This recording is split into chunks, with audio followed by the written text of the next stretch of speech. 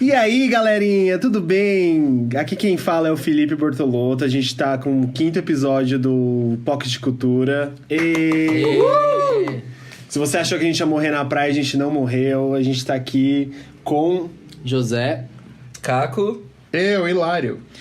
E aqui agora, nesse episódio, a gente vai falar sobre um negocinho que permeia muito a nossa comunidade por vários motivos, principalmente pelo motivo de sermos POC, que é a ansiedade. Não, mentira. Não é animado, não. Sobre essas disforias psíquicas que a gente carrega com a gente por muito tempo e que são companheirinhos aí no nosso dia a dia. Acho que a gente pode abrir a fala. Quem quer começar a falar alguma coisa sobre? Bom, bom, vamos lá, vai do começo, vamos explicar do começo. Eu descobri em novembro de 2017 que eu tinha transtorno de ansiedade generalizada, que é o famoso TAG. Se vocês procurarem no Google dá pra saber o que é. E o transtorno de ansiedade generalizada pra mim foi uma coisa muito forte, porque eu comecei a entender, a partir do momento que eu entendi esse diagnóstico, eu comecei a meio que avaliar as coisas que aconteceram no passado. E como eu me importava em situações do passado. E aí eu comecei a perceber que, na verdade, eu sou ansioso há muito tempo. Mas que era uma coisa que eu não tinha noção. Claro que eu venho de uma família mais simples, que não tinha acesso a... Por mais que eu tivesse acesso à informação e tudo mais, eu não tinha acesso à saúde nesse ponto, a ponto de poder procurar um psiquiatra, um terapeuta, coisa do gênero. Foi uma coisa que eu conquistei isso muito mais velho do que eu tô hoje em dia. Eu comecei a fazer terapia tem 3 anos atrás. E isso também é uma... Só pra... Muito mais novo, não? Sim, e assim, fora que é um puta privilégio, né? Você saber... Só pra complementar o que você disse, tipo, isso é uma coisa que a gente não é ensinado também a procurar, né? Exato. Isso é uma coisa que é muito negligenciada. A gente não... É porque também é considerado coisa de gente doida, né? Começa por aí, né? Você ou vai é coisa de gente doida, ou é mimimi. É frescura. Ou é frescura que você pode... vai lá rezar, ou pensa positivo. Isso é muito real, porque assim, sempre quando eu já pedi pro meu pai pra ir em psicólogo, ele já me deu a opção de eu ir pra igreja, sabe? Como se fosse resolver. Uma coisa substituísse a outra. Exato. E pra mim foi um ponto muito foda nesse período todo, porque assim, eu passei pelo primeiro momento de entender o que estava acontecendo. Eu não quis demorar muito tempo até começar a tomar os remédios que vão trazer esse bem-estar, que são remédios caros, inclusive. E pra mim foi muito rápida essa transição do entender o diagnóstico, aceitar o diagnóstico e começar a tomar remédio. Não porque eu quis, porque precisava acontecer para que eu não me danificasse mais da maneira como eu estava me danificando. E pra mim foi um ponto que, tipo, mudou muito a minha vida e a forma como eu entendo as coisas ao meu redor, sabe? Primeiro de entender que esses dias ruins vão existir, que a ansiedade é super pesado, que ela mexe com questões químicas do corpo, que também acho que é um ponto importante. Tipo, as pessoas entendem o estar ansioso e ter comportamentos de uma pessoa que tem uma ansiedade pontual com um transtorno de ansiedade por completo ou um transtorno de ansiedade generalizado. Acho que é muito importante deixar claro que são coisas diferentes, assim como a questão da depressão também. Totalmente diferente. O fato de você estar deprimido ou ter momentos depressivos não quer dizer que você seja uma pessoa depressiva. E os pontos que dialogam mais dentro desses quadros, da ansiedade e da depressão, são pontos que você muitas vezes não controla, são pontos que as pessoas acabam não tendo paciência, são pontos que você mesmo acaba ficando emputecido por estar passando por isso. As crises que acontecem não são fáceis e as saídas das crises também não são fáceis. Hoje... Eu acho isso bem esclarecedor de qualquer forma, porque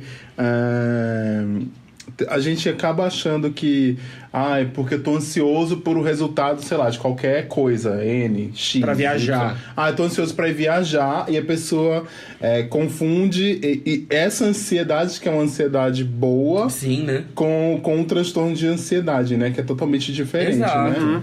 Que é outra coisa, que é outro rolê, é uma coisa muito mais complicada, enfim. Isso é bem esclarecedor, até pra mim mesmo, assim, tá? E é uma questão muito foda, porque assim, você chegar num diagnóstico junto com um terapeuta, porque assim, outro ponto também muito importante, só quem pode te diagnosticar é um terapeuta, um psicanalista, ou coisa do gênero. Não vão ser os seus amigos, não vai ser teste online, não vai ser nada, só um profissional pode fazer isso. E chegar nesse ponto de encontro com um profissional e entender que existe um diagnóstico e que alguma coisa precisa ser tratada é um negócio muito foda, porque faz você avaliar os pontos da sua vida de uma forma diferente. Então você passa a identificar como tá a sua alimentação, como tá seu horário de sono, como tá as relações à sua volta, como tá a sua relação com o trabalho. E é muito foda porque em vários momentos a ansiedade meio que não te permite ser uma pessoa funcional nos momentos que você precisa. A ansiedade, ela vai te bloquear em diversas questões. Você vai não sentir vontade de levantar um dia, você vai sentir vontade de não trabalhar no outro, você vai sentir vontade de não sair com seus amigos no outro. E aí você que tá ouvindo isso, você pode até falar assim: ah, mas eu não sou ansioso, eu tenho isso também. Talvez você seja ansioso e nem saiba.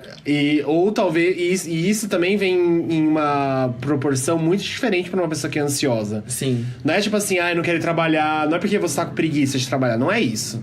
É porque você realmente não está, tipo, com capacidade mental suficiente pra fazer isso. O seu corpo não te deixa, e é tão forte que você não consegue ter forças pra isso. E o simples fato de você ter que socializar com alguém nesse dia é um esforço... É assustador. É assustador. Sim. E é um esforço desumano.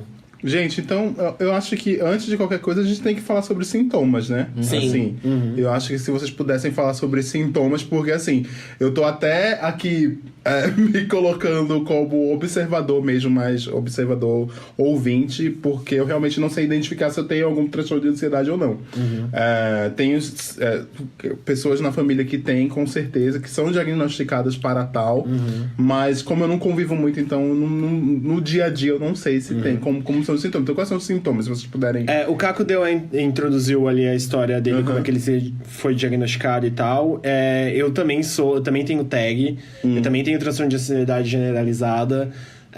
Isso quem foi que me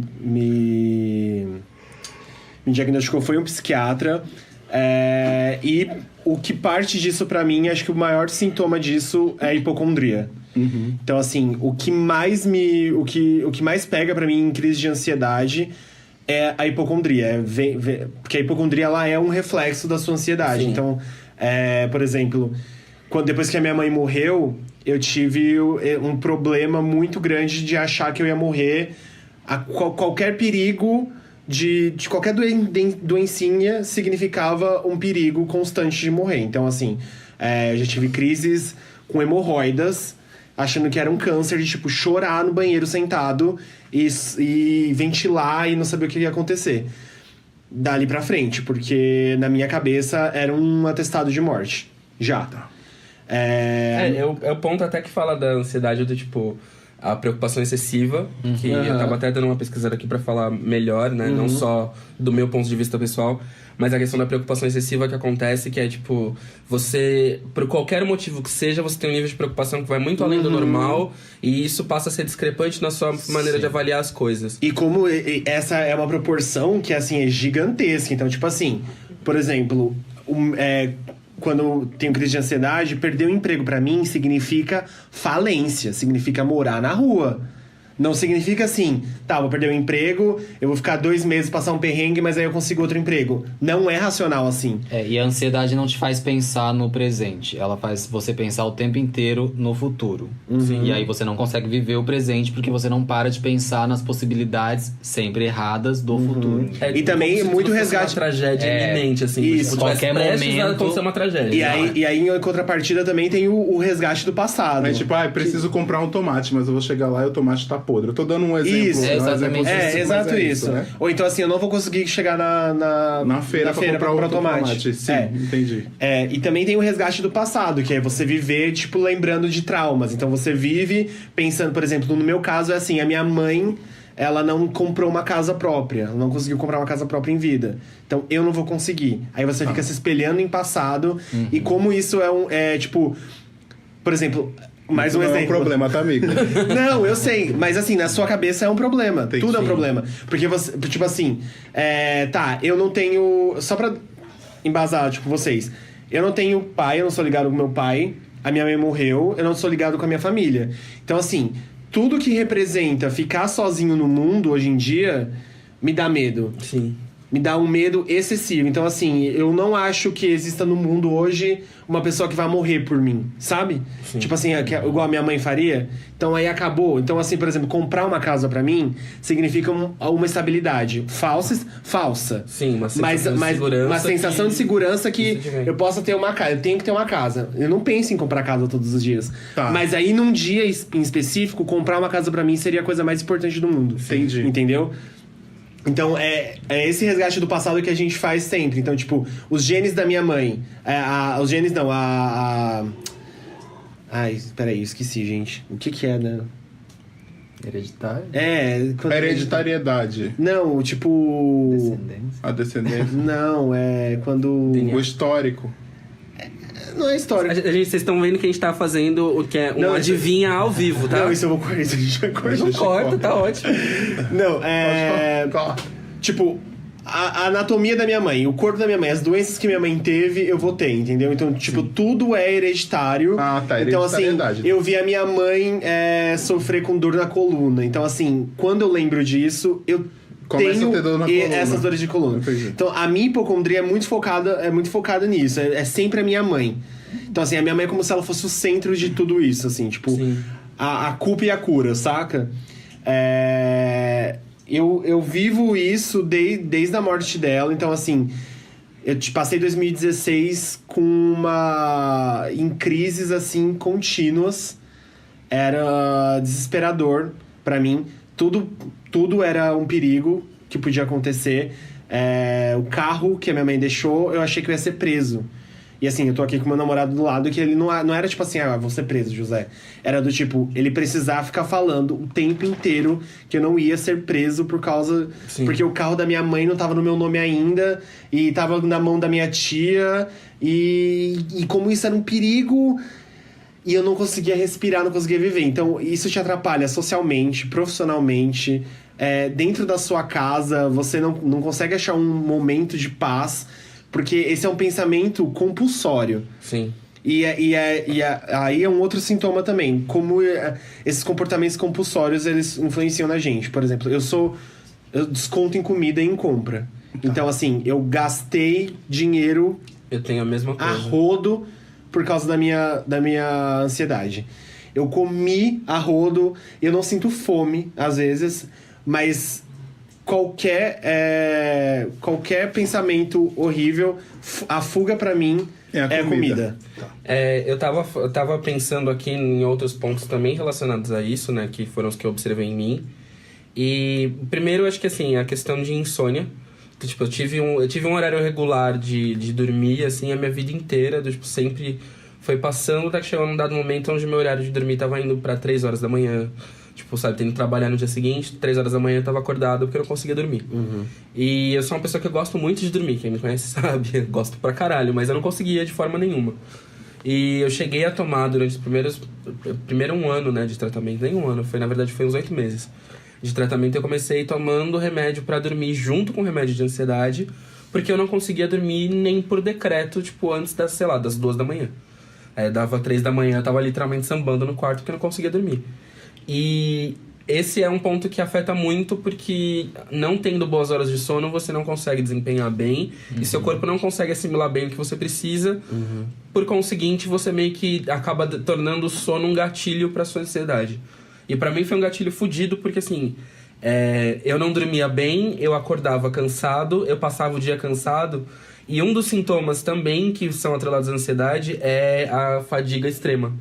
Então chegava num ponto onde, assim, qualquer coisa que eu precisasse fazer, sendo ela a menor possível, eu já tava tipo, caralho, que preguiça de fazer, ou que não vontade de fazer, ou eu fazia e ficava, tipo, muito cansado, muito exaurido, que era uma coisa que não fazia muito sentido.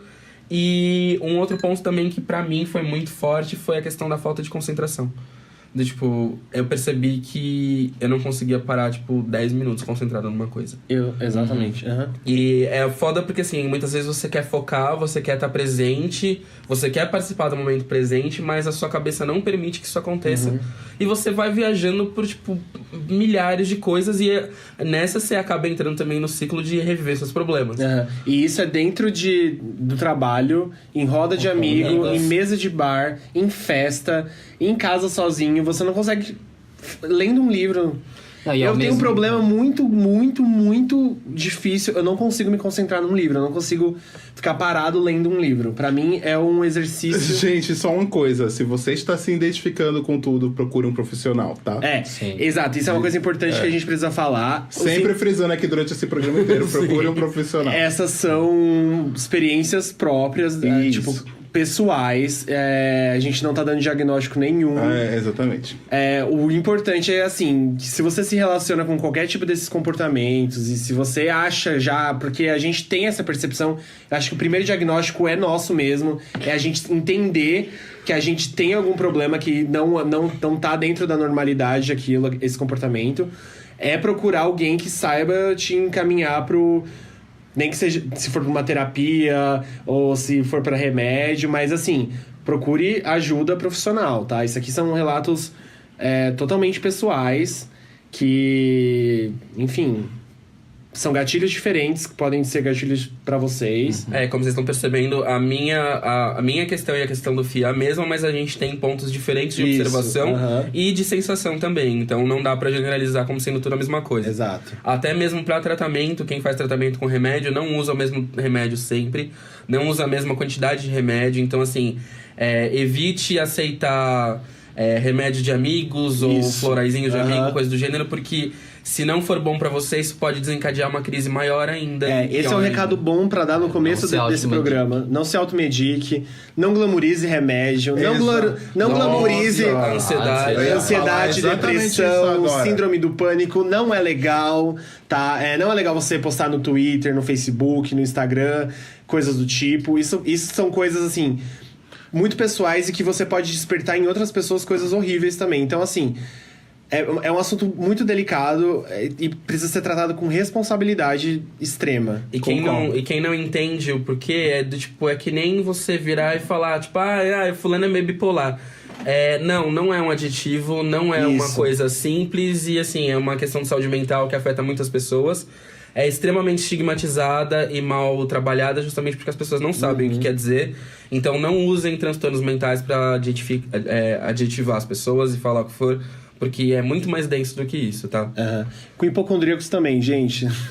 Não sai chamando qualquer um que toma remédio por hipocondria. E aqui eu vou dar uma aliviada na situação das pessoas que fazem isso, que elas fazem isso porque elas não têm elas não conseguem mensurar a importância disso, porque a gente cresce achando que isso é mesmo bobagem. Sim. Então tá, mas daqui pra frente, se você tá ouvindo isso, se você já foi chamado a atenção de colegas e amigos pra não ficar chamando as pessoas de bipolar, de hipocondríaco, de doido, de ansioso, assim, gratuitamente, comece a repensar daqui pra frente, porque tudo bem, a gente não cresce sabendo das coisas e a gente sabe que a ansiedade, esses transtornos mentais e psicológicos, eles são, tipo, muito negligenciados sempre. Eles estão começando a ser Exato. discutidos. Então, De mas forma daqui coerente. Exato. E daqui pra frente, acho que é legal fazer esse exercício de policiar mesmo o que você fala pras pessoas, porque afeta muito elas. Não, e assim, a gente tem grandes nomes aí da indústria cinematográfica, televisiva, musical, que sofreram de situações relacionadas à saúde mental e que acabaram tirando as próprias vidas em função disso. Então, assim, não dá pra tratar esse assunto como um assunto pequeno e como um assunto de pouca importância, porque claramente não é. Acho que se tem gente morrendo todos os dias por conta de questões do tipo, a gente precisa falar mais, sim.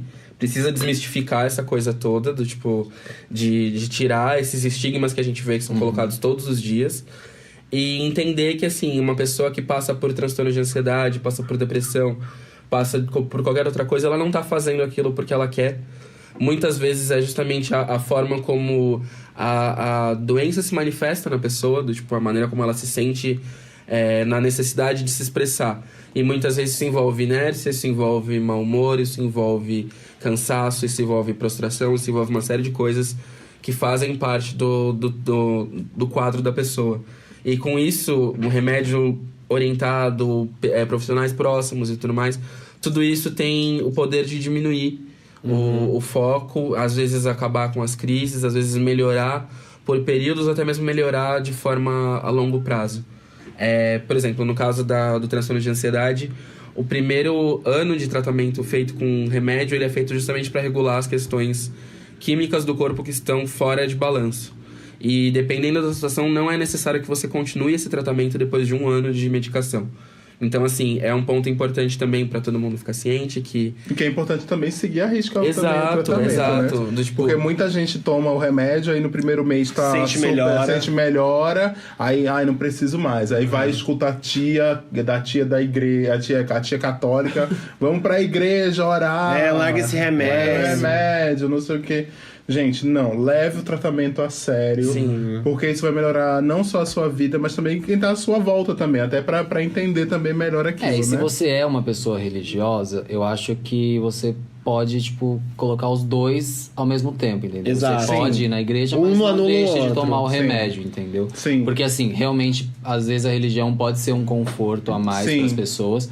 Então, use ela a seu favor, mas não deixe de lado o remédio, porque é o seu corpo pedindo ajuda.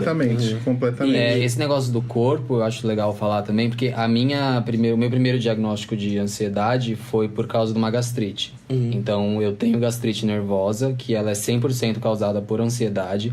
Então, se eu fico nervoso ou se eu tenho uma preocupação excessiva com alguma coisa, o meu corpo reage com dor de estômago. E quando essa coisa se resolve, imediatamente minha dor some.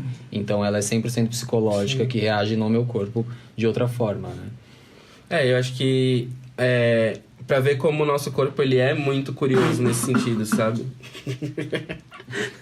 O nosso corpo... Ele tossiu. Volta. Pra ver como o nosso corpo é curioso nesse sentido, assim. Ele expressa de muitas formas o que ele tá sentindo. E acho que um ponto muito importante também na hora de você fazer a sua construção, né? Porque a gente entende dentro do caminho da psicologia, da psicanálise, que você buscar por autoconhecimento são construções que você se permite fazer. E você entender como essas construções são feitas dentro de você vai meio que suavizando a forma como você vai lidando com a ansiedade. Então, pode ser que alguns pontos deixem de ser gatilhos quando você vai buscando um conhecimento próprio. E sobre a questão do remédio, eu passei, desde quando eu comecei o tratamento, no primeiro mês eu já passei... Tipo, eu passei um mês ok, no segundo mês eu passei um mês inteiro sem remédio. E foi uma das piores coisas que me aconteceu. Mas foi por quê? Porque você quis parar? Não, foi porque eu precisava encontrar com um psiquiatra, era final de ano, eu não sabia se ia encontrar com ele, não sabia quando ia fechar. Entendi. E foi aquela coisa, sabe? Do tipo, fim de ano de trabalho em agência, né? Tipo, 1000 coisas pra fazer. Você já vai pensando na festa de fim de ano, vai pensando no recesso, não sei o quê. Tipo, quando eu vi, era 23 de dezembro, eu não tava com remédio. Meu aniversário. E pra mim foi foda porque, tipo... A forma como isso mexeu na minha cabeça foi muito bizarra, assim. Porque o que acontece? Quando o remédio ele entra no seu organismo, ele tem os primeiros 7 dias de assimilação do corpo. Esses primeiros 7 dias de assimilação do corpo do remédio, eles vão fazendo com que o seu corpo fique suscetível a ter episódios, porque ele vai meio que entender o que é o episódio e começar a tratar. Então, algumas coisas acabam ficando mais gatilho. Por exemplo, eu ficava extremamente mais sensível... As coisas me afetavam de uma maneira muito mais forte, eu tava muito mais irritadiço do que o normal. E isso tudo vai meio que pegando de um ponto só. Só que com a ausência do remédio, eu passei por isso que eu tive a ausência do remédio mais outra vez também. Então, assim, eu iniciava um processo, começava um tratamento, esse tratamento era interrompido e ele iniciava de novo, causando a mesma abertura de crises novamente. E isso foi um ponto que me deixou muito mal, porque, assim... O que era pra ser um momento só passaram a ser outros momentos por conta de esquecimento de remédio. Claro que a gente entende, né, que remédio não é barato, que acesso a isso é meio difícil, que as políticas públicas para acesso de remédio acabam sendo complicado. Mas se você começar a fazer um tratamento, não pare, porque vai fazer diferença no final pra caralho, assim. Hoje em dia eu vejo, assim, de quase um ano que se passou, eu não digo que eu tô melhor. Que eu acho que melhor é ilusório. Então, tipo, eu não acredito mais no estou melhor. Eu acredito no estou bem por hoje. Estou bem por essa semana. Estou bem pelo momento. Inclusive, essa semana pra mim foi uma semana de lixo, assim, tipo, completa bosta em termos de ansiedade. Só que eu comecei a desenvolver alguns métodos que me ajudaram a entender melhor. Que é do tipo, saber dissociar no meu dia a dia o que é um momento ruim que eu tive do dia inteiro. que isso foi um ponto que passou a me definir muito mais. Do tipo, esse dia foi inteiro ruim ou eu tive um dia 70% ruim e 30% bom? E começar a valorizar esses momentos que eu tinha, porque a gente tem a tendência de falar do tipo, meu dia foi uma bosta. Às vezes foi tipo um pedacinho do seu dia que foi uma bosta. E isso você vai meio que somatizando e vai passando pras pessoas, do tipo, eu tive um dia que foi uma bosta, tive um dia que foi uma bosta, tive um dia que foi uma bosta. Quando você vê, você tá vivendo dias de bosta também, que você tá reforçando isso o tempo todo. Isso, é um looping, né? Nossa, é constante. Isso que você falou, essa técnica que você criou, tipo, ela vem muito, eu acredito que a sua veio também, com a terapia. A gente acaba descobrindo as nossas armas pra, tipo, lutar contra isso com a gente mesmo, entendeu? Lógico, os remédios, eles são necessários. Mas no momento que você se coloca proposto a ir na terapia, tomar um remédio, você consegue criar suas armas também pra, tipo, lutar contra esses episódios que eles podem aparecer. No meu caso, uma coisa que você me disse uma vez, inclusive, faz muita diferença pra mim. Tipo, o que eu posso fazer agora com isso? Sim. Isso aqui, tipo, a gente consegue resolver isso agora? Agora? Vale a pena, tipo...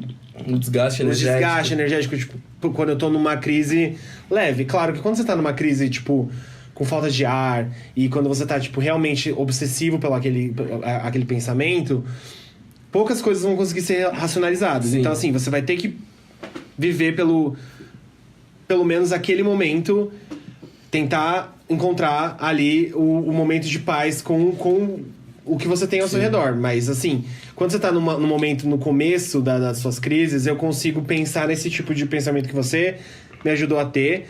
E outra coisa que me ajuda muito a passar por essas crises é saber que tem gente do meu lado. Sim. Saber que existe gente do meu lado, tipo assim, que pode me ajudar, que eu não estou sozinho. Mas isso também vem do meu histórico de por que eu tenho as crises de ansiedade. É porque eu tenho medo de ficar sozinho no mundo. E aí tem toda a história que eu contei anteriormente. Então, assim, hoje eu tô sozinho no mundo? Não, hoje eu tenho um amigo, hoje eu tenho um namorado, hoje eu tenho uma parte da minha família que se importa. Então eu tento canalizar toda essa energia, tá assim, eu não tô sozinho. E aí eu peço ajuda. Eu chego no meu namorado, na minha melhor amiga, nos meus amigos, e falo assim, olha, é o seguinte, tá acontecendo isso. Conversa comigo. Faz sentido isso que eu tô pensando? E aí eu explico todo o problema. Eu desabafo, eu conto, eu fico nu, assim, sentimentalmente falando. Eu me exponho, eu falo, eu preciso tirar aquilo de dentro de mim pra pessoa que tá fora do olho do furacão ali me dizer assim, tá, isso que você tá falando, Fi, pode até fazer sentido, mas tem jeito de resolver. É sempre essa racionalização pra mim que vai me ajudar a passar por cima disso. Então, sempre é eu procurar a palavra de alguém pra me confortar. Essas são algumas técnicas que você vai aprendendo, mesmo na prática mesmo, né? Tipo... Não, mas isso é também maturidade, né? Porque, tipo... maturidade lógico. do entendimento que você tem um problema que você precisa de ajuda, né? Porque nem todo mundo tem esse tipo de maturidade, Exato. né? Não, Fica lógico. E é por isso que isso vem só depois de, tipo, você conseguir... Você fazer a sua terapia, você fazer o seu tratamento. Eu lembro quando eu era mais novo, eu tinha esses pensamentos que estavam ali, tipo, me consumindo o meu dia, me tornando uma pessoa improdutiva, totalmente produtiva. Eu passava o dia inteiro só pensando numa coisa e era como se eu pensasse e isso não desgastasse isso a ponto de não conseguir ir um ponto pra frente, sabe? Desse assunto. Então eu ficava só naquilo. Toque, né? É quase um toque, né? Porque você fica ali preso naquele pensamento. E aí eu era tipo mais novo, sabe? Eu não tinha eu não sabia o que era aquilo. Eu só achava que eu tava viajando, que eu era...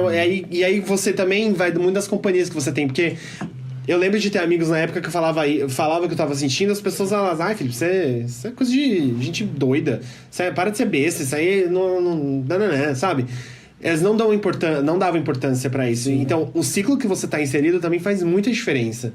Você precisa se certificar um momento da sua vida que você precisa estar do lado de pessoas que entendem o que você está passando. Sim. Porque fica muito mais difícil quando tem o mundo inteiro te dizendo que não, você é louco, você é transtornado, isso aí essa coisa da sua cabeça, é mimimi, isso aí é o diabo, sabe? Quando tem gente, tipo, proposta a te ouvir disposta a conversar com você, a realmente... Tá, vamos resolver isso, é muito mais fácil passar por isso, claro. Só que isso vem com o tempo também, e aí é uma questão de, tipo, você ir recolhendo essas pessoas pra perto de você. E é importante falar pra você que está ouvindo e você conhece uma pessoa próxima a você que tem algum tipo de transtorno ou uma doença psíquica, paciência. Eu acho que paciência é o principal, porque essas pessoas, se você falar pra ela, ela te fala uma coisa, você fala não, na cabeça dela não vai funcionar. Se uma pessoa tem problema com autoestima e ela fala, eu tô feia, e você fala, não, você tá bonita, isso não adianta, entendeu? Não é, tipo, se ela tá nervosa e você fala, calma. Não vai passar. Seu calma não vai O que você tem que fazer, que na verdade eu passei isso com o Felipe algumas vezes, por causa de hipocondria e etc. Eu acho que você ouve a pessoa até ela falar tudo que ela tem pra falar. Senta e fala e escuta. E depois que escutar, faz esse processo de tentar racionalizar. Então, você dá a volta e tenta resolver o problema de uma forma racional, para você tentar mostrar para essa pessoa que o que ela tá pensando não é racional, né? Então, tipo, não vai acontecer ou não tem como ou não acontecer. Nessa proporção. Não tem uma importância tão grande quanto ela tá pensando. Ou então só dá espaço pra pessoa realmente desabafar, e às vezes as pessoas elas não querem tentar resolver, elas só querem conversar com você e aí dividir isso com você, sabe? Tem gente que quer resolver tudo, tipo, sei lá, com abraço. Tem gente que não gosta de ser abraçada, sabe? Então, assim, tenta entender qual é a necessidade daquela pessoa naquele momento, sabe? Isso é o mais importante. Você não vai conseguir tirar da cabeça dela o que ela tá pensando. Não vai. Você não é um remédio, sabe? Você não vai conseguir enfiar a mão dentro da cabeça dela e arrancar o problema. Infelizmente. Mas você consegue transformar a passagem pela crise, consegue amenizar essa passagem, consegue deixar ela mais confortável dentro disso. E tenta mostrar que você tá presente, sabe? Que você tá ali, que a pessoa pode pedir ajuda pra você. Isso. Porque aí... Deixa eu falar só... Eu acho que presença é muito importante. Sim. Em todos os momentos, né?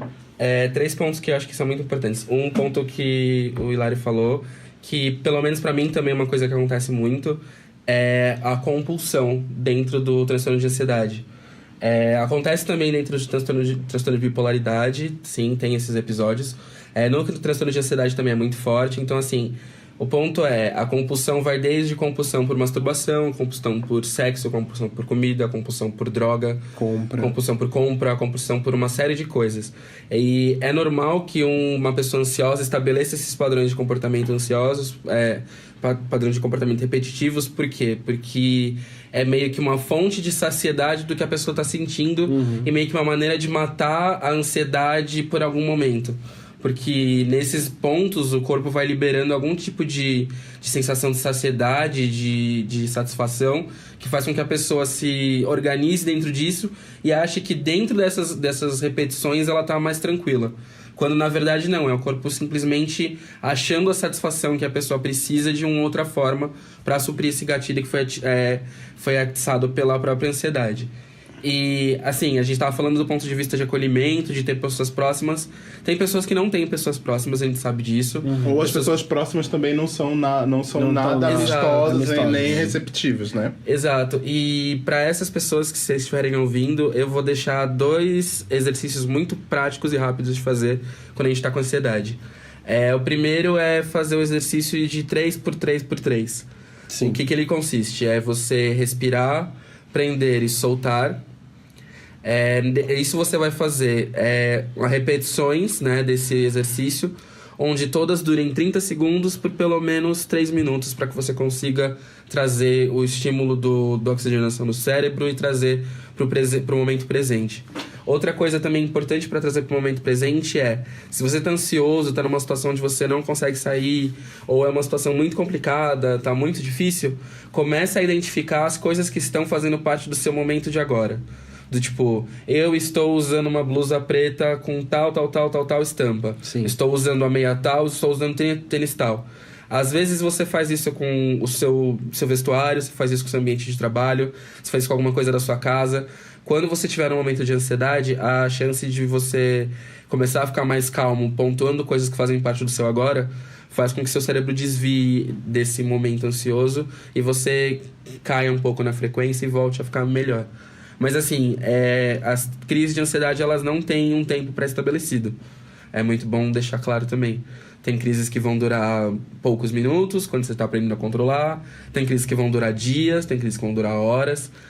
Vai muito da forma como você vai se entendendo também e como predispõe aos gatilhos. E um outro ponto também muito importante não sei se é permitido falar no nosso podcast, talvez seja um tabu, mas eu acho que é um ponto importante. Quem faz uso de substâncias ilícitas, no caso um cigarrinho diferenciado... Maconha. Pode falar sim. Enfim, vai, gente, vamos falar. Pra quem é maconheiro, eu tava observando isso dentro do meu uso com a maconha e como eu relaciono isso tendo ansiedade. Primeiro que, assim, o excesso do uso pode ser um gatilho muito grande. Eu acho que as pessoas tendem do tipo, relaxamento, não sei o quê, é bom pra relaxar a cabeça, pra descansar, mas, assim, o excesso pode causar gatilhos para ansiedade que são muito fortes. Então, assim, saiba da sua... se não quer parar de usar durante um tratamento, por exemplo, saiba o quanto de maconha você pode usar durante o seu dia. Se observe, né? Exato. Tipo, tenha um padrão... Assim, se você tá tendo um padrão rigoroso com todas as coisas à sua volta, principalmente sobre o consumo de maconha quando você é ansioso, tenha noção da quantidade que você tá usando, de qual motivo que você tá usando, se não é escapismo, porque quando você alia a questão mental com o uso de droga em excesso, a probabilidade de você cair em situações ruins por conta disso é muito grande. E a gente sabe que tem pessoas que têm predisposição ao consumo de drogas mais pesadas. Então, assim, isso pode ser uma porta de entrada através da ansiedade. Então, assim, notar o quanto você está usando, como você está usando, por que você está usando. Garantir que o seu uso é de maneira conscientizada e garantir que você está usando perto de pessoas que te fazem bem ou que você está num momento onde você está bem consigo mesmo ou de preferência não está em crise. Acho que o uso, já tive a péssima experiência de usar em crise e foi uma das coisas que mais me deixou mais assim, foi que era sempre uma válvula de alívio, porque trazia um momento de reflexão, não uma reflexão ansiosa, uma reflexão do tipo, o que eu posso fazer a partir daqui? E quando eu usei isso no momento de gatilho, que foi um momento muito ruim, me fez ficar ansioso sobre o que eu ia fazer a partir dali e começar, debulhar muito em cima de coisas que não valem a pena. E acho que por fim, de diquinhas assim, que podem ser feitas sem precisar da ajuda de ninguém, mantenha um caderno, mantenha alguma outra coisa. Existe um aplicativo no celular chamado Dailius, a gente vai colocar depois na descrição. Seja lá onde você estiver ouvindo isso, mas ele é voltado para estudo de comportamento de saúde mental. Ele vai dialogar com você, desenvolvendo alguns padrões. Então, como você está no seu dia, quais atividades você fez no seu dia, e você pode personalizar. E você tem um espaço para escrever um breve relato de como foi o seu dia e pontuar coisas assim. Por que ele é importante? Porque através disso ele faz a contagem de como foi a sua saúde mental durante o mês. Então isso te permite dar uma observada em quais foram os dias que você teve mais queda, quantos dias foram de queda, se você teve um mês bom ou um mês ruim. O registro de atividades te faz ter a noção do que você viveu no momento. Então às vezes você acha que você viveu um momento ruim, mas o dia muitas vezes teve coisas legais. E coisas que também podem ser tidas como gatilho, que você vai lembrar na hora de desenvolver. E ele gera conteúdo de data, para quem é mais fã de informações, né, com números e com gráficos. Ele gera meio que uma análise de data de tudo que você vai fazendo dentro do aplicativo. Então, por exemplo, ele sabe quais dias que você estava mais feliz e o que estava atrelado a isso. Os dias que você estava mais triste e o que estava atrelado a isso. Ele sabe quantidade de vezes que você ficou feliz no dia, no ano, no mês, na semana. Então, ele acaba sendo meio que um tracking pad, né, de você analisar toda a sua saúde mental com uma responsabilidade maior. Eu acho que é um movimento necessário para você que é ansioso. Se você tem algum tipo de comportamento mais desleixado em relação a algum aspecto da sua vida, a ansiedade tende a reforçar isso um pouco mais, em função da indisponibilidade que a gente fica muitas vezes mentalmente. Então, ir atrás desse tipo de coisa só garante que você vai melhorando e ajuda a melhorar também a vida das pessoas à sua volta, como o Hilário falou no começo. Isso. Eu acho que, assim, o lance mesmo é se observar, sabe? Tanto Tem do alguma aplicativo... coisa que não se pode fazer, ou que se deve fazer, tipo assim, básica de todo mundo, ou isso varia de caso a caso? Por exemplo, não é bom fazer isso, ou percepções, por exemplo, se a pessoa está fazendo muito determinada coisa, ela tá em crise. Isso é uma coisa que quem não tá, ou quem tá vendo de fora, ela pode enxergar e ajudar e dar um toque, ou enfim.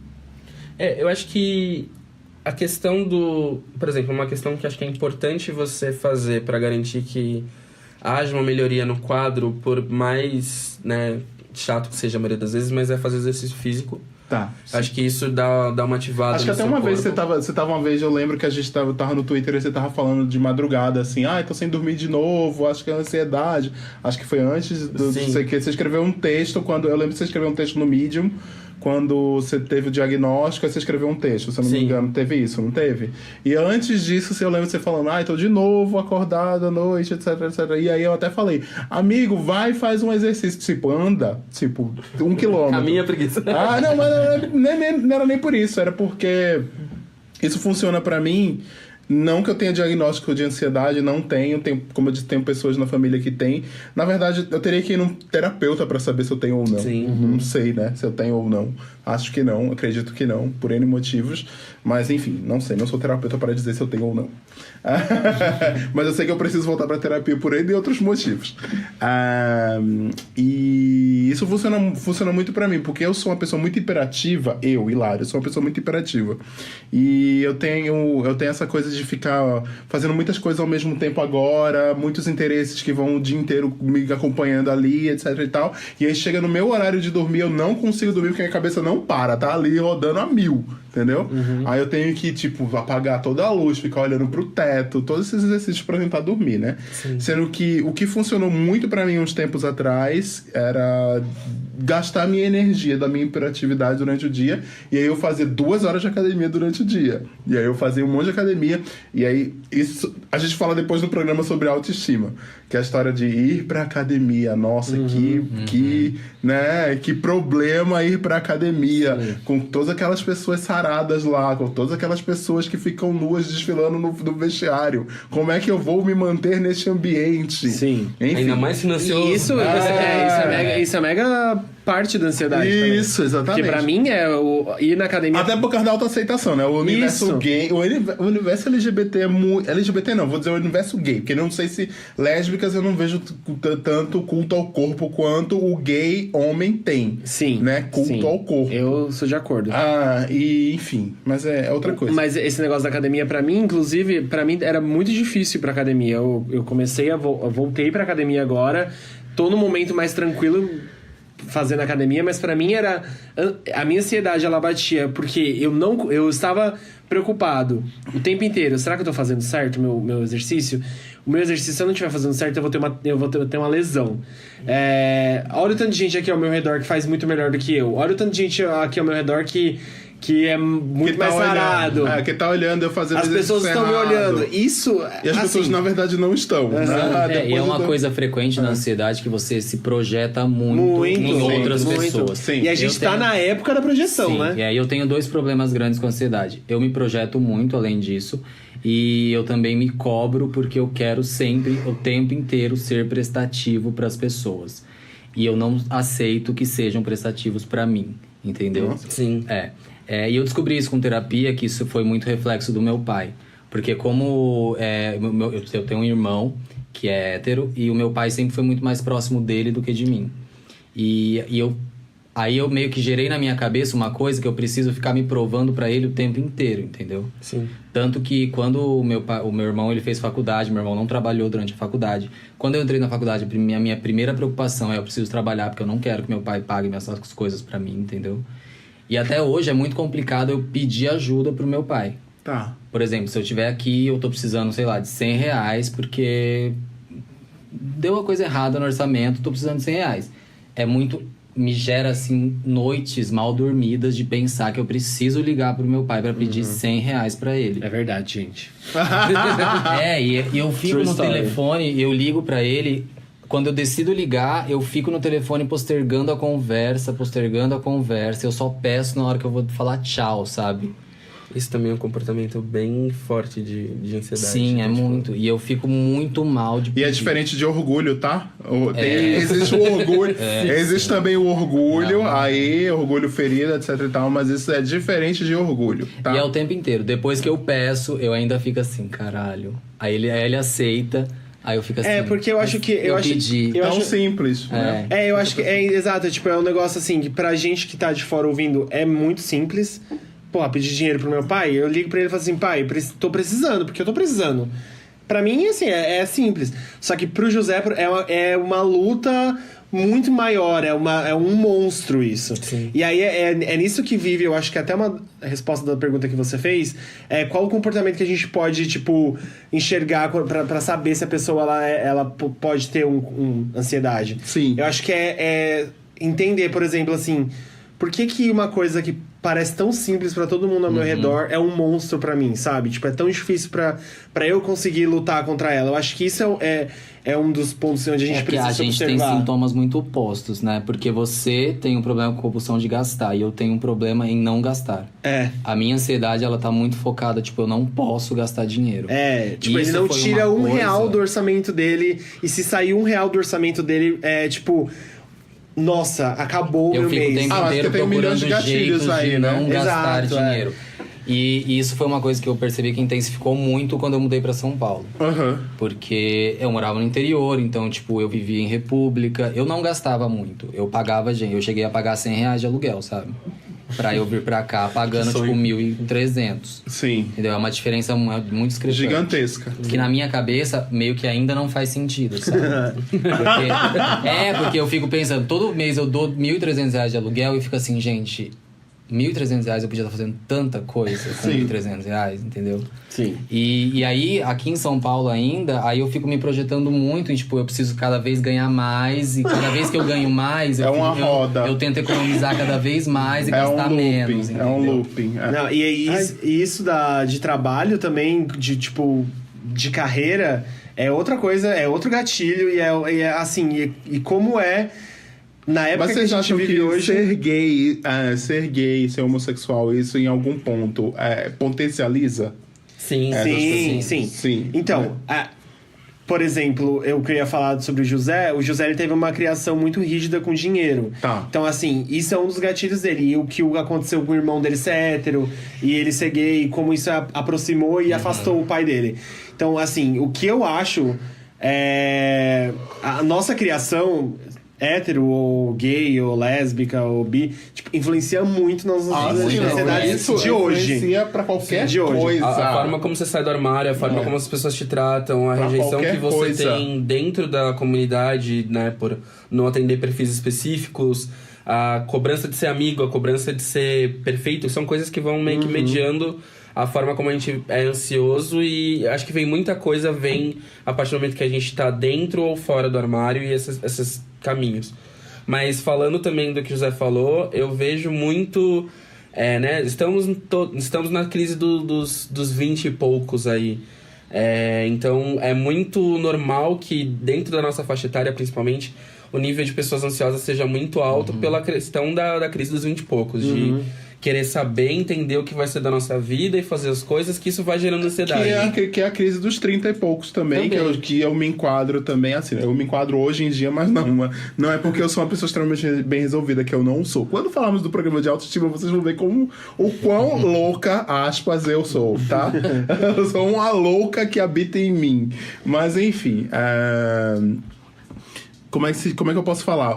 É uma crise mesmo assim, de tipo, eu não tenho isso, será que eu vou ter isso? Será que eu vou ficar sozinho? Será que é isso? São mil questões que aparecem, né? E eu acho que isso... É uma cobrança da sociedade perante todo mundo, né? Que você tem que dar Exato, certo. sim. E aí, aquele papo que a gente tava tendo em off antes, só interromper, só pra que eu falei da Kylie Jenner, que é bilionária aos 21. Sim. Da Pablo Vittar, que é super bem sucedida aos 23. Aí você chega aos 28 e você tá lá tendo que passar 15 dias do mês mês no cheque especial. Aí você fica pensando, meu Deus do céu, o que eu estou fazendo da minha vida? Eu estou dando errado. Quando, na verdade, a Kylie Jenner e a Pablo Vittar são exceções das exceções, entendeu? Exato. A gente tem que ter muito entendimento disso também, né? O que eu vejo disso... Rapidinho, só pra... O que eu vejo disso é, por exemplo... Como a gente chegou nesse ponto, porque, por exemplo, os meus pais, os nossos pais, a preocupação dele na minha idade era era aquele quadradinho, né? Era casar, ter filho.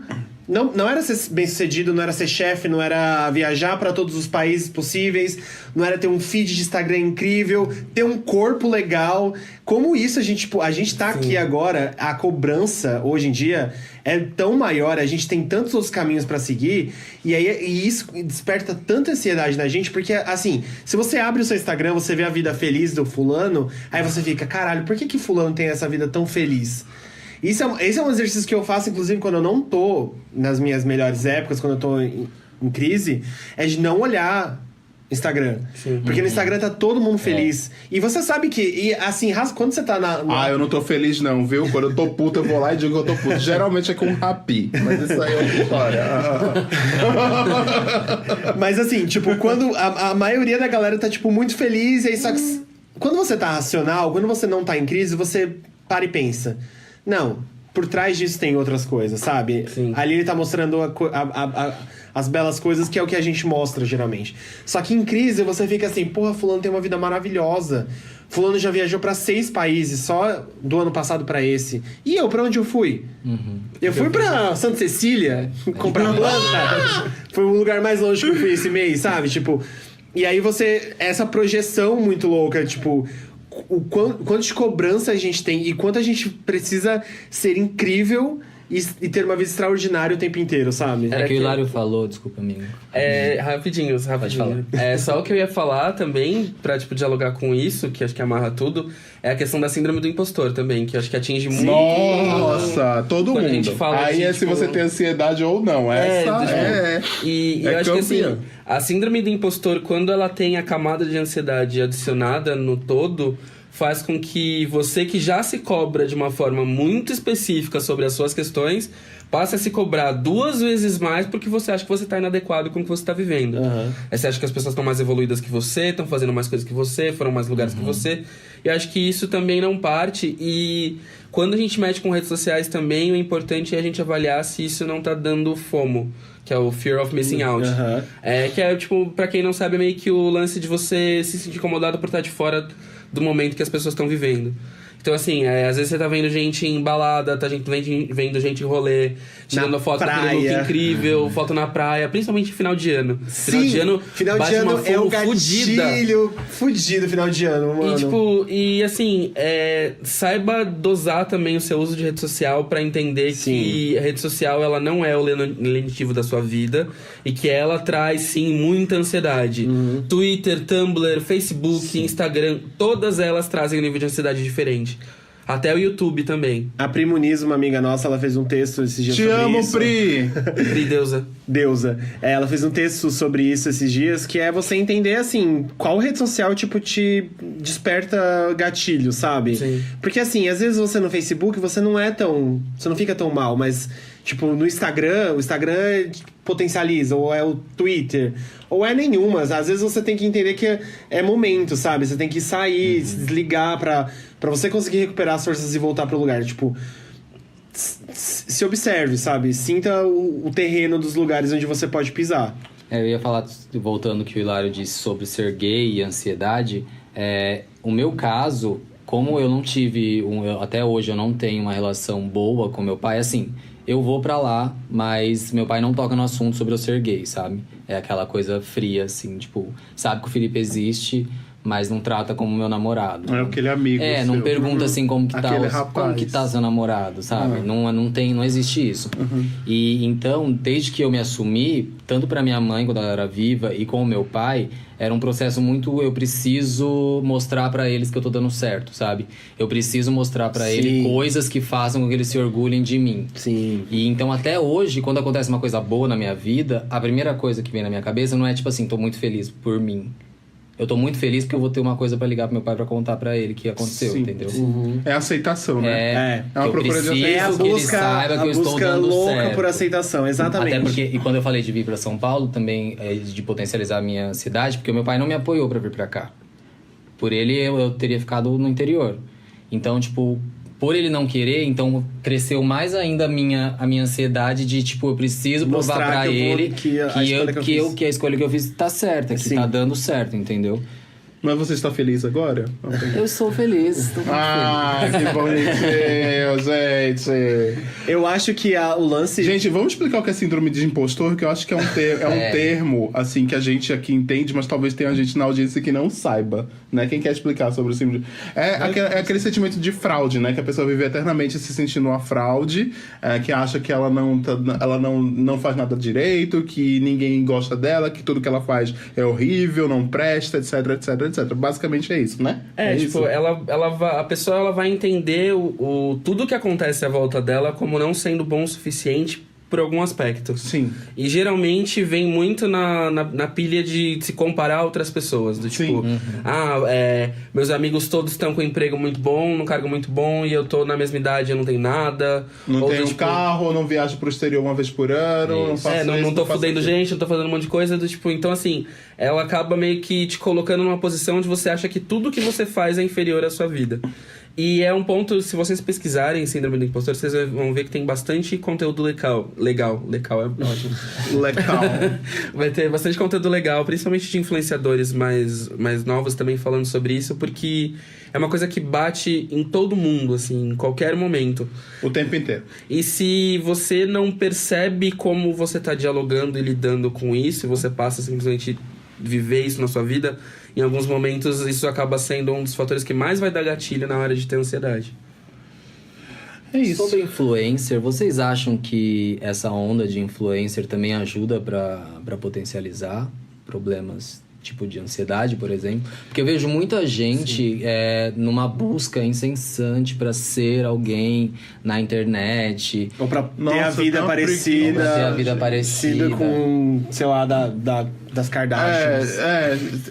Isso acontece em vários níveis, né? Por exemplo, o meu perfil no Twitter, eu tenho 11 mil seguidores e o meu perfil é verificado. Eu não sei porque eu tenho 11 mil seguidores, eu não sei porque o meu perfil é verificado. Eu tô falando a verdade, tá? Eu não pedi pra verificar o meu perfil. Um dia eu acordei e meu perfil estava verificado. É você mesmo. Era eu mesmo verificado, entendeu? E aí, tem sempre uma galera que fica assim, nossa, seu perfil é verificado. Eu disse, gente, eu não sei porque meu perfil é verificado, eu não sei porque essas pessoas me seguem. Assim, sei porque é relacionado com o meu trabalho, é relacionado porque eu conheço muita gente, aí as pessoas ficam me indicando por isso e por aquilo, etc e tal. Mas, né, eu fico me perguntando assim, eu não tenho essa vibe, esse querer ser famoso. Eu não tenho isso. Conheço pessoas famosas, conheço pessoas muito famosas mesmo. Mas eu não tenho isso pra mim, entendeu? Assim, que quero ser. Então, em muitos momentos eu fico me perguntando o que é essa busca ou essa ansiedade das pessoas, da maioria das pessoas, de querer ser, tipo, a próxima Camila Coelho, o próximo Whindersson. Eu acho que... É tipo uma projeção, né? Eu acho que isso vem com a idade também. A gente consegue... A gente tá... Mas eu nunca tive isso não, viu? Assim, não é porque a época era outra da internet? Talvez. Eu já tive blog bastante lido, eu já tive... e depois de outros não lidos também. Enfim, mas eu nunca tive essa coisa de, nossa, quero ser famoso. Eu acho que a gente, tipo, nessa galera, assim, que não liga tanto pra isso, que não tá, tipo, nessa hype, a gente é mais a exceção. Porque eu vejo muita galera mais nova Sim. que tá muito focado E assim, eu nem sigo esse tipo de pessoa, mas você acaba vendo os conteúdos de alguém sem querer... E aí é uma galera que tá muito insana atrás de ser a Kéfera. Sim. Atrás de ser a Camila Coelho. Já tá acontecendo sim. de perguntar pra criança na escola o que ela quer ser quando crescer. Ela fala Ela quer ser youtuber. Exato. Mas aqui era antes de ser apresentador da MTV, ou apresentador do Jornal Nacional, ou ser, enfim, alguma Agora coisa tá num nível muito maior, porque Muito maior, mais, você tem várias outras teoricamente coisas. é muito mais fácil. Eu vejo criança, tipo, com 3, 4 anos já fazendo vídeo pra YouTube Sim. e tá incentivando. Mas é porque, Tudo bem, eu acho que tudo bem, mas assim... eu acho que isso já cria uma ansiedade, por exemplo... Sei lá, você imagina uma pessoa tá nessa vibe ansiosa, da síndrome do impostor com 20 anos, ver uma criança de 6 anos com 10 mil seguidores, assim, tipo... Ah, sim. Aí o quanto isso, tipo, afeta já, né? Sim. Eu acho que é um caminho aí de dois lados. Não, E total. eu vejo de uma forma muito específica isso, assim. Porque, tipo, por exemplo, eu parto do princípio da pessoa que é uma fodida na vida, que não tem nada na vida e que ela vê através disso a oportunidade de ser a plataforma de conteúdo. Ah, não, e de, total, Sim. total. e de, sim. tipo, de acesso e assim, e é do tipo, eu vou literalmente livrar minha vida da merda e vou ser alguma coisa. É, mas sabe? eu acho que assim, isso Mas não eu pode- acho que não tá mais nessa.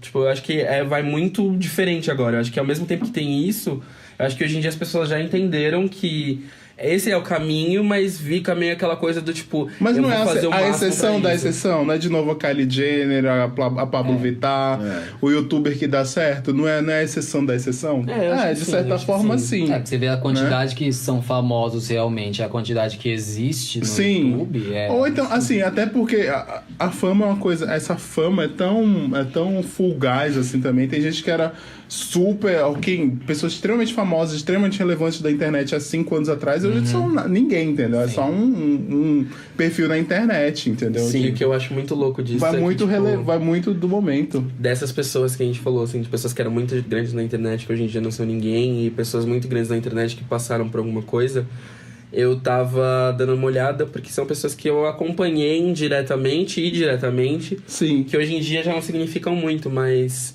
Né, tipo, não, no meu consumo, quero dizer.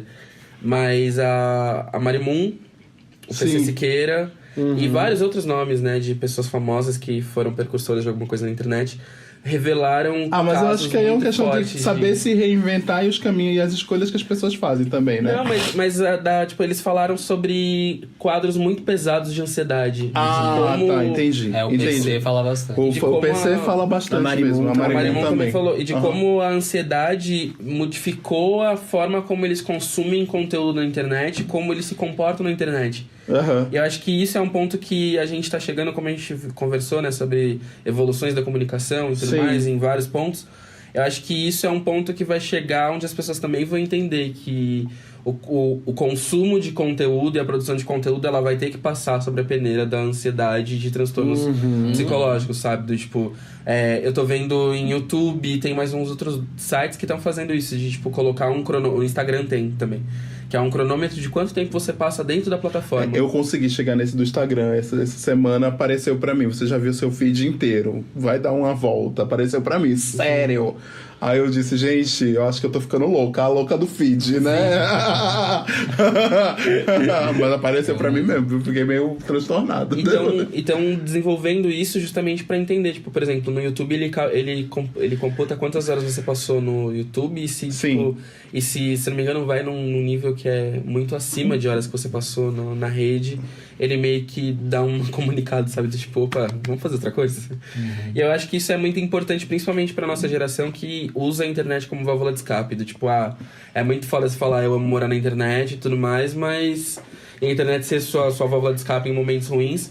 Mas ao mesmo tempo eu acho que o uso excessivo... Ela não pode ser só ela, né? Exato, A válvula de exato. escape. Tem gente que só usa a internet como válvula de escape. E aí... É uma palavra horrível que eu vou falar agora, mas assim, enche o saco de todo mundo falando só sobre a internet, e só na internet sobre os problemas dela, e não procura ajuda de ninguém. Assim, Sim. seja de um amigo próximo, que é só fazer um post, por exemplo, né? Aí não conversa com um amigo, não vai não procura um psiquiatra. Eu sou radicalmente contra isso, já briguei com algumas pessoas conhecidas minhas por isso, dizendo, cara, tô aqui, fala comigo, entendeu? Pode falar comigo.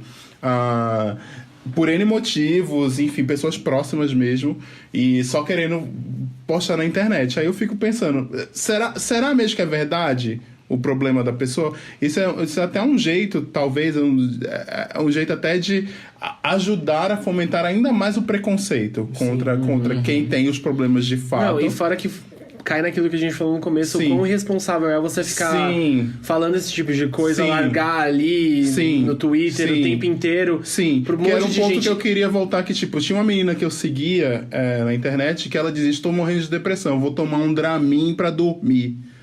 Então, olha o quão irresponsável é você Isso falar é muito irresponsável, porque depressão não é primeiro, não é brincadeira, não é glamour. E Dramin não é remédio. Dramin é remédio pra enjoo de grávida, ele dá sono, sim. Você dá umas 3, 4 horas, mas não é um remédio pra depressão, entendeu? Não é nenhum remédio pra você tomar por qualquer outro motivo, senão... Sim. Se ele for receitado ou não, sabe? Sim, e vocês estão ouvindo isso de um hipocondríaco. Sim, exatamente. Mas o lance é que, assim, Só pra terminar, eu quero só terminar esse ponto. E eu odeio uma onda de amigos e conhecidos meus que tomam Rivotril como água, sabe? Que é tipo assim, preciso dormir agora, vou tomar um Rivotril. Gente, Rivotril é um remédio tarja preta, entendeu? Vocês não deviam nem... Se você não tem... vicia pra caramba. E tipo, se você não tem receita, você não devia nem estar tomando esse remédio. A farmácia tá errada de te vender, primeiro de tudo. Exato. Entendeu? Eles são controlados de uma forma bem rigorosa. Sim. Geralmente as pessoas que conseguem Rivotril, elas vão, tipo, no psiquiatra que passa a receitinha lá. Sim. Tipo, de forma irresponsável, Sim, sabe? a pessoa só diz, preciso dormir, porque o psiquiatra passou um Rivotril. Isso não é nada saudável. O Rivotril é uma droga que vicia. Sim. E chega num momento que as pessoas elas têm overdose. Sim. E que elas não combinado conseguem viver com álcool, mais. Rivotril pode matar. Álcool e drogas, né? gente. Bom lembrar. Enfim, continua o que você ia falar. Desculpa te interromper naquela hora. Não, eu acho que assim, é só você... Se você tá na internet e você tem 2 seguidores, ou se você tem 50 mil seguidores, o que você fala repercute de alguma forma na vida de alguém. Então isso é muito importante você tomar cuidado com tudo que você fala sobre ansiedade, depressão, sobre remédio. É um assunto muito delicado pra você sair jogando palavras irresponsáveis. Porque assim, você tendo 15 seguidores e um deles tem algum gatilho de alguma coisa que você falou de uma maneira irresponsável, pode ser o fim da vida dessa pessoa, sabe? Sim. Então toma muito cuidado com o que você fala. Não é porque você tem só a sua redinha de amigos no seu Twitter que você pode sair falando o que você quiser. Não, a gente sabe como que é essa onda de compartilhamento, como a informação chega nas pessoas. Vai chegar uma hora ou outra e você pode ser responsável pela vida de alguém. A gente tem que entender que na internet a gente é responsável pela vida das pessoas que seguem a gente. Tipo, Sim. Você não é influenciador, mas você influencia de alguma forma na vida de todo mundo. Esse é um entendimento que, assim, falando eu, Hilário aqui, que muita gente conhece como o rei da confusão, não sou mais, tá? Essa pessoa amadureci mesmo. Eu entendi há pouquíssimo tempo, 4 anos, 5 anos atrás, porque, tipo, antes eu arrumava confusão, eu ficava lá falando absurdos, etc e tal. Eu até, nessa onda que as pessoas, os twitteiros, os youtubers estavam pagando tweets, né? Eu fui dar uma olhada nos meus arquivos do Twitter, que dá pra você pedir, dar uma olhada, e eu coloquei algumas palavras-chave pra ver palavras que eu tinha falado, assim, tipo, gordofobia, racismo, eu sou negro, racismo, viu? Homofobia também. Homofobia, gay é homofobia. Enfim, misoginia e tal. Fui dar uma olhada e, tipo, tinha algumas coisas absurdas que eu tenho extrema vergonha hoje. E eu fui lá e apaguei, entendeu? Assim, mas se alguém me perguntar, eu digo na maior. Não penso mais, errei mesmo, era um fudido da cabeça, tá? Tinha problemas 1000 e tava ali tentando desabafar, arrumando bodes expiatórios. Mas era isso mesmo, tá? Uma coisa bem legal pra falar também sobre pedidos de ajuda e como pedir ajuda e fazer o que precisa fazer. Em São Paulo, pra quem é de São Paulo, mas isso acredito que deve funcionar sobre várias capitais do estado, né, do país, enfim. Existe um sistema muito legal dentro de faculdades de psicologia. Se você perguntar por qualquer faculdade de psicologia do seu bairro, aí você vai encontrar. Eles fazem assistência voltadas a pessoas que precisam de auxílio psiquiátrico. Todas as faculdades têm. Todas as faculdades têm. De psicologia são migradas. Existem horários, as pessoas precisam de atendimento para se formar. Então, assim, é uma pessoa que vai ter embasamento profissional, não vai estar falando besteira, vai te dar um horário e vai te ajudar a cuidar da sua questão de saúde mental, que é muito importante. Existe também, para quem é de São Paulo, na Ana Rosa existe uma casa de apoio de profissionais de psicanálise. É meio que um grupão onde eles se juntam e, assim, Lá você tem como marcar sua triagem, eles avaliam o seu caso. A partir do caso avaliado, eles te passam para um profissional responsável. Esse profissional vai ser seu atendimento a partir do momento que você puder. E você paga o valor que você tiver no seu bolso, combinado com o psicanalista. Então vamos supor, se você tem pouco para dar, mas tem um pouco para dar equivalente a cada uma das sessões, que são 4 sessões por mês, você vai fazer um valorzinho aí que amarra com seu bolso, senta com ele, conversa, e esse valor pode ser o valor de pagamento da sua sessão. É preferível que você faça isso, que você vá atrás de uma maneira mais simplória para conseguir um tratamento, do que você ficar esperando ter dinheiro para fazer com um profissional renomado ou alguém que você conhece que custa uma nota. Tratamento psicológico não é baseado em referencial de profissional foda e muito menos em valor. É em auxílio e em tipo de ajuda que a pessoa está oferecendo. Existem várias linhas de apoio, né? Desde a psicologia, a psicanálise, a psiquiatria. Cada uma tem seu motivo específico e cada um tem seu momento específico. Mas podendo, procure sempre o contato com esses profissionais. Entenda com eles também a questão da medicação. Entenda a necessidade de uma não medicação, caso você não acredite em uso de remédios, né? Sempre tem por aí. Mas converse com um profissional na hora de entender sobre como esse tratamento pode ser feito entre vocês dois. Principalmente quando a questão é renda, eu acho que é o mais importante você sentar e conversar com um profissional, porque isso é muito importante. Muitos deles têm planos de auxílio voltados a pessoas que não têm condições de pagar por um tratamento. E uma coisa sobre tomar remédio. Gente, a gente precisa abrir mão desse estigma de que quem toma remédio é louco. Sim, muito. A vida acabou quando você começa a tomar remédio. Não. Se você precisa, se foi receitado pra você, é importante que você siga esse tratamento. É importante que você acredite nesse tratamento também. E abrir mão desse negócio de que quem toma remédio pra ansiedade, depressão é louco, tá com a vida perdida. Não. Vamos tentar encontrar esse meio termo aí de tipo... Você consegue seguir a sua vida com remédio, fazendo seus tratamentos, e foi o que o Caco falou. Às vezes pode durar só 1 ano e depois você não precisa mais. Mas também, se precisar, não tem problema precisar de remédio. Vamos pra dica das POCs? Vamos, momento de dica das Vamos POCs. lá. Pera, vamos ver só fazer uma breve... Dá uma cortadinha se precisar. Tá. Uma breve leitura do que tudo que a gente falou. A gente falou de procurar ajuda, a gente falou de procurar tratamento, O estigma do remédio, sintomas. Falou da relação com redes sociais. apoio dos amigos. Ser gay. Acho que foi. Um ponto. Tá. Quando a gente fala de ansiedade também, gente, um ponto muito legal da gente trazer à tona é a questão dentro de relacionamentos. Pessoas ansiosas namorando com pessoas não ansiosas. Pessoas ansiosas namorando entre si. Pessoas com diferentes transtornos namorando entre si. Eu acho que foi popularizado uma frase que eu acho muito horrível quando a gente fala do tipo... que é como se a pessoa não pudesse ser amada estando do jeito que ela tá. E eu acho que é uma questão muito diferente disso, sabe? Eu vim de um relacionamento com uma pessoa que tem uma questão de transtorno de ansiedade também. Eu descobri durante o relacionamento, e se tivessem me falado que eu só seria apto a me relacionar a partir do momento que eu estivesse bem comigo mesmo, eu acho que eu não estaria junto com ninguém pela minha vida inteira. E eu acho que vai desde esse ponto, sabe? De você encontrar no seu parceiro um ponto seguro de divisão disso e saber separar também o quadro do seu parceiro ou parceira do seu quadro, para não somatizar coisas que não são suas, que eu acho que é um ponto muito importante, e saber que não vai ser essa a sua muleta dentro de uma situação como um todo. Não dá pra você apoiar no seu relacionamento na hora de você cuidar da sua saúde mental. Sim. É uma das vertentes que você vai usar pra se erguer? Pode ser.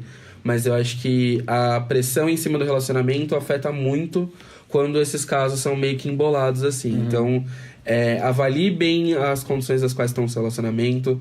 Se a pessoa com quem você tá tem um caso de saúde mental e você não, preste atenção nos comportamentos, nos gatilhos da pessoa, preste atenção nas formas que você pode ajudar. E melhor de tudo é prestar atenção em você também, para que você não seja um gatilho da pessoa ou se torne refém dos gatilhos dela. Exato, e acabar Isso é tomando... muito importante. Muita gente é refém, né? Exato. E, tipo, Tem você muita vê- gente que é refém, tem muita gente que é horrível mesmo, né? Sim, assim, tipo, né? Eu Assim, acho que dos dois lados. acho que a dica é, tipo, seja a mão que estende e acolhe e que sabe até onde chegar também. A gente Sim. a gente não consegue salvar o mundo inteiro. A gente Exatamente. conhece seus limites, sabe? Tipo, Exatamente. ninguém... E seja honesto, né? Acho que exato, acima de exato, tudo. seja honesto. É. Eu acho que essa é a dica de ouro, é pra quem não é ansioso e conhece alguém ansioso e que preza pela saúde e pela vida dessa pessoa, ansioso, depressivo, etc.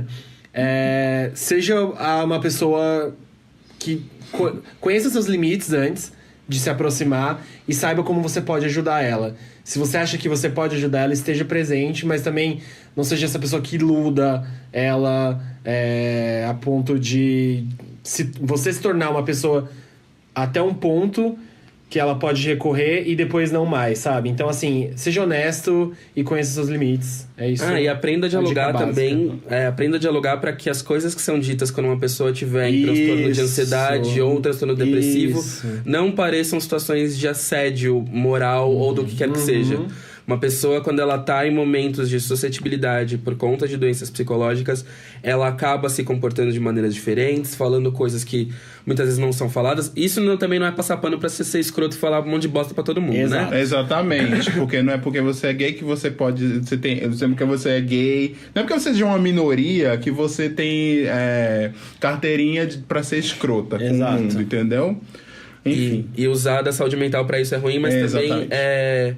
evitar que esse tipo de comportamento corrobore pra comportamentos que sejam pesados pra saúde mental. Do tipo, se tem alguém à sua volta que tem te tratado de maneira hostil por conta da saúde mental, não entende a sua situação, senta com a pessoa e conversa. Se você é uma pessoa que também não tem tido paciência pra entender o lado do outro, busque ser um pouco mais empático e ter escuta um pouco mais ativa, porque isso faz a diferença também. Muitas vezes as pessoas não falam sobre as questões dela porque elas têm medo e têm travas emocionais por pessoas que já trataram elas mal. Então, assim, seja você a força, como o Fih falou, a força positiva e não seja o caminhão de estrume que vai chegar na vida da pessoa. Não seja o caminhão de estrume. É isso. Vamos pra dica das POC? POCs. Vamos. Vai, Quem começa? Quem Eu começou? posso O Fih? começar? Eu Então tenho vai, uma. vai, Caco. Ou você quer começar? Eu posso começar. Vai, Aí eu começa, passo pra vai. você. Começa, Mas você quer começar porque você tem um começo muito Então legal? fala os assim? dois ao mesmo tempo.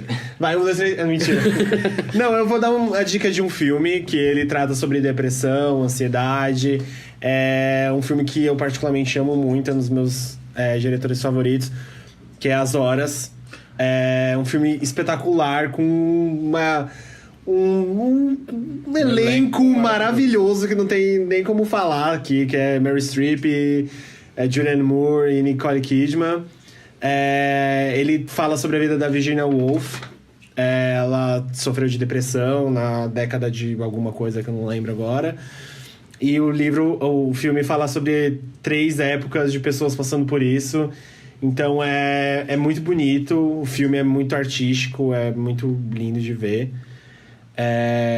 E eu acho que é essa a minha dica mesmo hoje. Tem um livro também, que é Will and Will, do John Green. É um livrinho bem adolescente. É aquele livrinho de romance que todo hétero tem, só que pra gay. Então, assim... eu não sei, eu li o livro em 2014, eu não sei se ele envelheceu bem, eu posso estar aqui falando, né? E o livro tá cheio de problema. Então, assim, leia sabendo que ele pode não ter envelhecido bem, igual, por exemplo, Will and Grace, igual Friends, igual todas essas séries. Igual o Terceiro Travesseiro. Não, né? Friends não envelheceu nada bem, exato, é isso que eu tô falando. Que não envelheceu. Exato, leia sabendo que ele pode ser igual essas séries, que não Apesar envelheceram tão bem. Eu falei do Terceiro Travesseiro aqui, mas ele nunca foi bom. Então Esse livro é um livro de 2 meninos que se chamam Will, eles se encontram e vivem um romance. E assim, é aquele livro básico que todo heterossexual a vida do gay tem. branco, né? Gays de nomes iguais se relacionando. Só que, Oh, tem, gente. só que tem um gordo. Um deles é gordo. Oh. Tem um... Agora eu gostei. Então... E... Não deve ter envelhecido bem, sim. Tá, talvez, mas também não é. Ah, também mas é não 4 anos, gente. Não é tipo 20 com mas- Friends. Exato.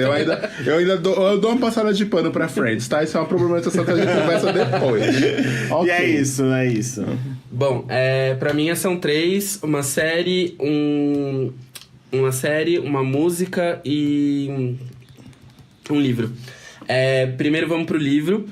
Como eu já mencionei antes, já no momento onde a gente falava das fanbases, eu sou bem Lovatic mesmo, e eu tenho o Stay Strong da Demi Lovato, que ela fez durante o processo que ela estava em recuperação da rehab a primeira vez, que eram frases e coisas motivacionais que ela dava meio que uma comentada sobre a frase, falando sobre questão de saúde mental.